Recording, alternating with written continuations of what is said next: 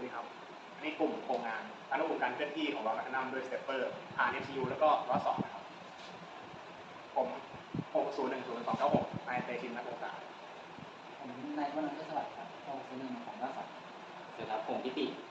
ศรีประสบ601390ครับ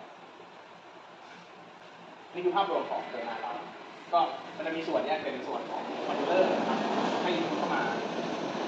เข้าไปหาดีไซน์ครับที่รันล้อสองแล้วล้อสองก็จะจัดการพวกโหมดแล้วก็ส่ง UART ส่งเป็นซีเรียลให้กับ ET32 ที่เรียกว่าควบคุมตัวของ Driver Stepper แล้วก็ Driver Stepper ก็ควบคุมเป็นการเคลื่อนที่ของล้อแมกนัม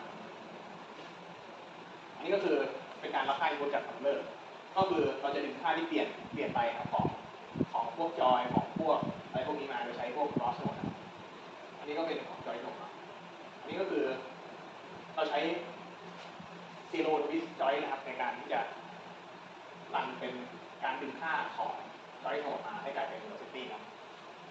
เราก็จะใช้พวกพาราไปอันนี้ก็ของคีย์บอร์ดครับเราก็ใช้เป็น zero twist keyboard อันนี้ก็คือการรับคำสั่งการควบคุมล้อครับเราก็ในการควบคุมเนี่ยเราควบคุมเป็น2มิติงั้นเราจะใช้แค่เราจะดึงค่ามาแค่ vx vy แล้วก็ omega z เป็น angular z แล้วก็อันนี้ก็เป็นฝั่งของ serial rig node ที่เราเขียนขึ้นมาในการที่จะดึงค่าพวกนี้แล้วก็ก่อนที่เอาไปส่งให้กับ VT32 อันนี้ก็จะเป็นภาพรวมที่ทำงานในล้อครับก็มีส่วนที่ให้คอนโทรลเลอร์ออกมา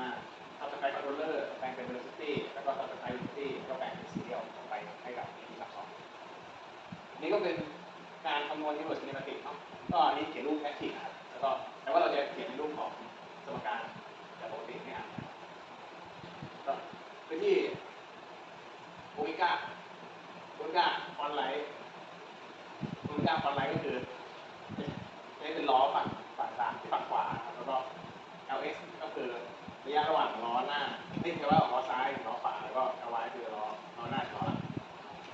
ส่วนพวก VX ไปแล้วก็ VX ก็เป็นสีเหลืองตัวไฟ R ก็เป็นค่ารัศมีของล้ออันนี้คือโฟล์ชาร์ตการทำงานก็จริงๆก็คือการทำงานก็คือเราจะอ่านค่าซีเรียลแล้วก็เช็คว่ามันทำเอาหรือว่าเป็นซีโร่สปีดหรือเปล่าถ้ามันทำเอาหรือซีโร่สปีดก็จะให้ปิดมอเตอร์ไว้ก่อนนะเพราะว่าเสียงมอเตอร์มันทำงานเรื่อยๆนะต่อให้เราไม่ได้ขยับต่อให้เราตั้งเป็นศูนย์ต่างๆหรือว่าแต่ว่าถ้าเกิดเช็คทำเอาแล้วก็เกิดซีโร่ไม่ใช่ซีโร่สปีดไม่ใช่ซีโร่เนี่ยเราก็จะให้มอเตอร์ทำงานแล้วก็คำนวณพวกอิเล็กโทรแมกเนติกใน VT32 แล้วก็ส่งให้เรฟเฟอร์ทำงาน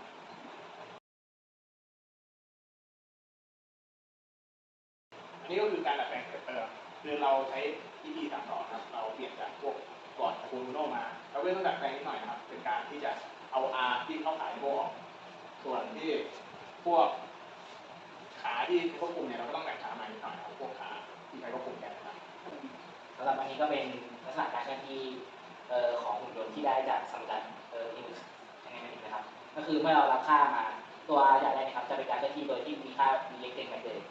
vy กับ omega z เป็นศูนย์ครับต่อมาตัวนี้ก็คือค่า vy จะเป็นบวกครับอันนี้ก็จะเป็นการเคลื่อนที่แบบแนวเฉียงก็จะมีล้อที่หมุนอยู่แค่2ล้อนั้นในการเคลื่อนที่เฉียง45องศาส่วนต่อมาก็จะเป็นรูปแบบเดียวกันแต่จะแตกต่างตรงที่ว่ามันจะมีลักษณะของล้อที่หมุนในทิศทางแบบทำให้หุ่นยนต์สามารถหมุนตัวได้โดยการหมุนแบบว่าเป็นวงกลมนะครับในส่วนของเรานะครับก็คือเราก็สามารถที่จะทำหุ่นที่ใช้สเตปเปอร์มอเตอร์ในการควบคุมล้อในการเคลื่อนล้อในขณะนั้นได้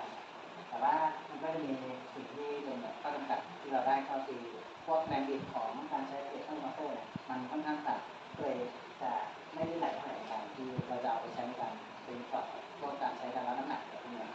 โดยมันจะมีการแก้ไขครับก็อย่างแรกก็คือเราจะเอาสเตปเปอร์มอเตอร์แบบเดิมไปเพิ่มเกียร์ล็อกให้มีการรอบเพื่อแรงบิดแล้วก็เวลาของมอเตอร์ครับส่วน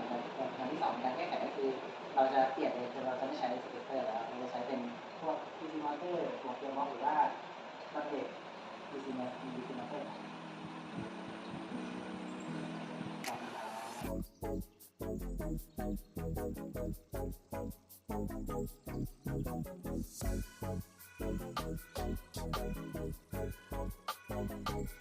Thank